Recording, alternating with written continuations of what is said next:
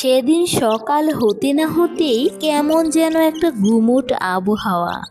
সকালবেলাও রিমা তার ঘরে বসে ঘুমোচ্ছিল, কিন্তু সকাল হয়ে এসেছে দেখে সে আর ঘুমোতে পারল না। সে উঠে জানালার কাছে আসলো। রিমা জানালা দিয়ে বাইরে তাকাচ্ছে। আজকে সকাল থেকেই আকাশ মেঘলা, বৃষ্টি হতে পারে। রিমার চোখে মুখে একটা চিন্তার ছাপ পড়ে গেল। ছোট মানুষের আবার কিসের চিন্তা? হ্যাঁ, অবশ্যই চিন্তা আছে। ছোট মানুষের আরো বড় বড় চিন্তা আছে। তার মধ্যে একটি হলো, সে সকাল সকাল সবার সাথে খেলতে যেতে পারবে না। আর খেলতে যেতে না পারার কষ্টটা কি, তা তো ছোট্ট ছোট্ট মানুষরাই বুঝবে, বড়রা তো আর এগুলো বুঝবে না। তারা তো বলবে ঘরে বসে পড়াশোনা কর। কিন্তু খেলতে যেতে না পারলে তাদের মনে যে কি ঝড় বয়ে যায়, সেটা তো আর বড় মানুষেরা বোঝে না। রিমা জানালার পাশে বসে বসে ভাবছিল, কখন আবহাওয়া ঠিক হয়ে যাবে, আবারও খেলতে যেতে পারবে। আকাশের যা অবস্থা, বৃষ্টি হতে পারে। হালকা হালকা শুরু হয়ে গেছে মনে হয়।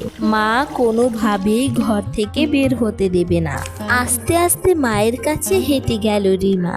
ডাক দিল, মা, মা, কোথায় তুমি? শুনছো আমার কথা? হ্যাঁ রে মা, শুনছি, বল। মা, আজকে কি বৃষ্টি হবে নাকি? আমি তো তাহলে খেলতে যেতে পারবো না। বলো না মা, আজকে কি ভারী বৃষ্টি হবে নাকি অল্প বৃষ্টি হবে? তাহলে আমাকে খেলতে যেতে দিও কিন্তু। আমি কত আশা করেছিলাম আমি সকাল সকাল খেলতে যাব, সব কিছু মাটি হয়ে গেল। হ্যাঁ রে মা, আজকে বৃষ্টি হতে পারে, কিন্তু তোর কোনো চিন্তা নেই। তোর দাদু আসছে, সে তোকে ঘরে বসেই অনেক গল্প শোনাতে পারবে।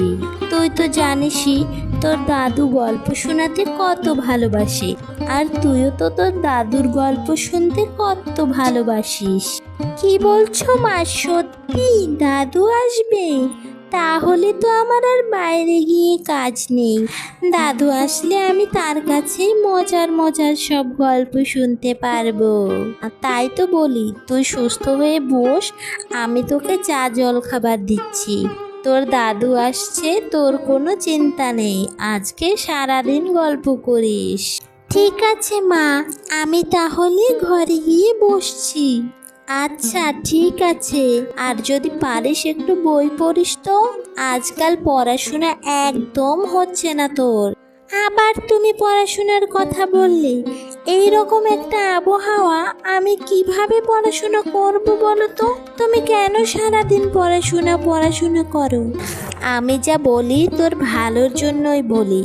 আমার কথা একটু শোন আর পড়তে বস। আমার আর ভালো লাগে না। এই কথা বলে রিমা তার ঘরের দিকে চলে গেল।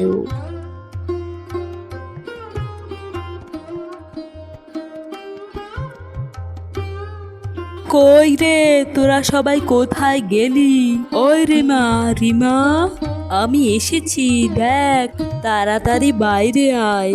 ওই রিমা, রিমা, তোর মা কোথায়? দাদুর আসার খবর পেয়ে রিমা ছুটতে ছুটতে বেরিয়ে এলো। দাদু, দাদু, তুমি এসেছো? বৃষ্টি নামলে তুমি কি করবে বলো তো? আরে, আমি তো ঘরেই ঢুকতে পারলাম না। আমাকে এর মধ্যে বৃষ্টি নামার কথা কেন বলছিস?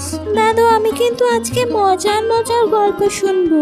ছোট ছোট গল্প বললে হবে না, আমাকে আজকে বড় বড় গল্প শোনাতে হবে। আচ্ছা আচ্ছা, ঠিক আছে ঠিক আছে। এখন তো আমাকে ঘরে যেতে দেবে নাকি নাকি এরকম বাইরেই দাঁড় করিয়ে রাখবি? না না দাদু, তুমি ঘরে এসো, ঘরে এসো। তা না হলে আমি গল্প শুনবো কি করে? বাইরে দাঁড়িয়ে থেকে যদি তোমার জ্বর এসে যায়, তখন তো তুমি গল্পই বলতে পারবে না। তাড়াতাড়ি ঘরে এসো। কিছুক্ষণ বিশ্রাম নেবার পর দাদুর কাছে রিমা এসে বলল, দাদু, তুমি বললে না তো বৃষ্টি নামলে তুমি কি করবে? বৃষ্টি তো নেমে যাচ্ছে মনে হচ্ছে। আরে রিমা, কি আর করব, তোকে নিয়ে মজার মজার সব গল্প বলবো আমি। সত্যি বলছো? মজার মজার গল্প বলবে তো? হ্যাঁ রে, আমি অবশ্যই তোকে নিয়ে মজার গল্পই বলবো। তাহলে তো খুব মজা হবে। হ্যাঁ হ্যাঁ, খুব মজা হবে। আরে কথা বলতে বলতে দেখ বাইরে বৃষ্টি শুরু হয়ে গেছে, তাহলে আমরা বৃষ্টির মধ্যে গল্প বলবো আর বৃষ্টির ঝমঝম শব্দ শুনবো, একদম সিনেমার মতো। হ্যাঁ দাদু, হ্যাঁ হ্যাঁ, তুমি ঠিকই বলেছো। বৃষ্টি এলো, আকাশ গর্জন করছে, বৃষ্টি পড়ছে টুপটাপ। রিমা জানলায় দাঁড়িয়ে দাদুর গল্প শুনছে। দাদু আজকে বৃষ্টির গানের একটি গল্প বলছে। রিমা তখন মনে মনে বলছিল, দাদুর গল্প তো পরেও শুনতে পারতাম, আমি এখন বাইরে যেতে পারলে ভালো হতো, বন্ধুদের সাথে খেলাধুলা করতে পারতাম। কি বৃষ্টি শুরু হলো, আমি আর বাইরেও যেতে পারছি না, আর খেলাধুলাও করতে পারছি না। রিমার বাবা তখন বলল, আরে রিমা, তুমি মন খারাপ কেন করছো? বৃষ্টির দিন তো এমনিতেই বসে থাকার দিন, তার মধ্যে তোমার দাদুর মজার মজার গল্প, তার উপর তোমার মায়ের হাতের খিচুড়ি, এরপর আর কি লাগে বলো তো? এতেই তো অনেক মজা হবে আজকে। তুমি মন খারাপ করো না, আজকে তুমি ঘরে বসেই অনেক মজা করতে পারবে। দাদু তখন গল্প শুরু করলো। কোথা থেকে শুরু করি বলতো? এক গ্রামে একটা মেয়ে থাকতো, তার নাম ছিল কি নাম দেওয়া যায়, তার নাম ছিল রিমা। রিমা বৃষ্টির দিনে বাইরে যেতে না পেরে খুব মন খারাপ করে জানলার পাশে দাঁড়িয়েছিল। দাদু, তুমি আমার গল্প বলছো কেন বলো তো? আরে আরে, শুরু করতে তো দিবি। দাদু তারপরে বানিয়ে বানিয়ে অনেক মজার মজার গল্প বলল, যা শুনে রিমার না হেসে পারলই না। রিমা এবং তার বাবা মিলে দাদুর বলা সব গল্প শুনছিল। তার মা ওদিকে খিচুড়ি রান্না করছে, খিচুড়ির ঘ্রাণ ভেসে আসছে বাতাসে, এত সুন্দর ঘ্রাণ, মনে হচ্ছে যেন রিমা পুরোটাই খেয়ে নেবে। রিমা মন দিয়ে দাদুর গল্প শুনল, মনে হচ্ছিল গল্প এবং বৃষ্টি আর খিচুড়ি মিলে একটি রঙিন দিন হয়ে উঠল রিমার জন্য। রিমা তখন বলল, দাদু, বৃষ্টির দিন মানে শুধু মন খারাপের দিন নয়, বৃষ্টির দিনেও অনেক মজা করা যায়, তাই না? আমরা আজকে যে মজা করলাম, বাবারে বাবা, এমন মজা আমি এর আগে কখনো করিনি। কত সুন্দর গল্প বলো তুমি, আর তোমার গল্প শুনতে শুনতে খিচুড়ি খাওয়ার মজাই আলাদা। মায়ের হাতের খিচুড়ির তো কোনো তুলনাই হয় না। তখন তার মা বলল, হা হা হা, এতক্ষণে তাহলে বুঝতে পারলি, বৃষ্টির দিন হচ্ছে একটা সেরা দিন। তখন যদি সবাই এক জায়গায় থাকে খুব মজা হয়। আমরা বৃষ্টির দিনে বসে না থেকে সবাই মিলে একটু মজা করতে পারি, তাহলে দিনটি আরো সুন্দর কাটে, তাই না? হ্যাঁ মা, তুমি একদম ঠিক বলেছ, আজকে দিনটা অনেক সুন্দর কাটছে আমাদের। দাদু, বৃষ্টির দিন হলেই তুমি আমাদের কাছে চলে আসবে, একটু দেরি করবে না যেন। ঠিক আছে দাদু ভাই, আমি বৃষ্টির দিনে তোমার কাছে চলে আসব, আর তুমি কখনোই মন খারাপ করবে না। হ্যাঁ দাদু, তুমি আর তোমার গল্প আর আমার মায়ের হাতের খিচুড়ি থাকলে আমি আর মন খারাপ করব কেন? হা হা হা হা হা। এভাবে রিমার সেই দিনটি খুব সুন্দর কেটে গেল। সে আর বাইরে যাওয়া নিয়ে আফসোস করলো না, তার পরিবারের সাথে সময় কাটাতে তার বেশ লাগছিল। গল্প করা শেষ হলে সে কিছুক্ষণ বইও পড়ে নিল, তারপরে সন্ধ্যার পর সে ঘুমাতে চলে গেল।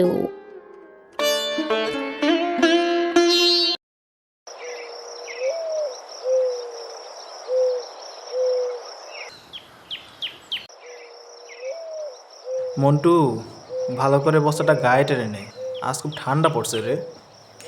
বাবা, আমার পায়ে বড় ঠান্ডা লাগছে, পা দুটো যেন বরফ হয়ে যাচ্ছে বাবা। আর একটু কষ্ট কর বাবা, কাল ভোরে কাজ পেলে একটা কম্বল কেনার চেষ্টা করব। শীতের উষ্ণতা বিত্তবানদের জন্য আনন্দ নিয়ে এলেও আশ্রয়হীন মানুষগুলোর কাছে তা এক কঠিন অভিশাপ। আহ কি আরাম! এই জন্যই তো শীতের সকাল এত ভালো লাগে। ইভা, তোমার পুরনো কম্বলটা আর সোয়েটারগুলো নিয়ে এসো তো, ওগুলো তো আর লাগবে না। ওগুলো দিয়ে কী হবে মা? ওগুলো তো ভালো আছে, কাউকে দেবে? হ্যাঁ মা, বাইরে কত গরিব মানুষ, শীতের রাতে তাদের খুব কষ্ট হয়। তোমার অপ্রয়োজনীয় জিনিসগুলো তাদের কাছে অনেক মূল্যবান। ঠিক বলেছ মা, এগুলো আমি এখনই আনছি। বাবা, আমার ঘুম আসছে না, মনে হচ্ছে শরীরটা জমে যাচ্ছে বাবা। চুপ কর বাবা, আমি তো আছি, সব ঠিক হয়ে যাবে। কিছুক্ষণ পর ইভা মন্টুদের বাড়িতে এসে বলল, এই নিন, এটা উষ্ণ কম্বল আর সোয়েটার। কে আপনারা? এই শীতে আমাদের জন্য কম্বল নিয়ে এসেছেন? হ্যাঁ, নিজেরাও ভালো থাকুন আর অন্যদেরকেও ভালো থাকতে সাহায্য করুন। এই শীতে এটাই তো আমাদের দায়িত্ব। মন্টু কম্বলটা জড়িয়ে ধরে আনন্দে বলল, উফ, কি গরম! ধন্যবাদ। এই তো, এবার আরামে ঘুমাও। শীতের কষ্ট দূর করার ক্ষমতা সকলের হাতেই রয়েছে। আসুন আমরা সকলে মিলে এই শীতে একজন আরেকজনের পাশে দাঁড়াই। একটুখানি উষ্ণতা অনেক বড় পরিবর্তন আনতে পারে। ধন্যবাদ।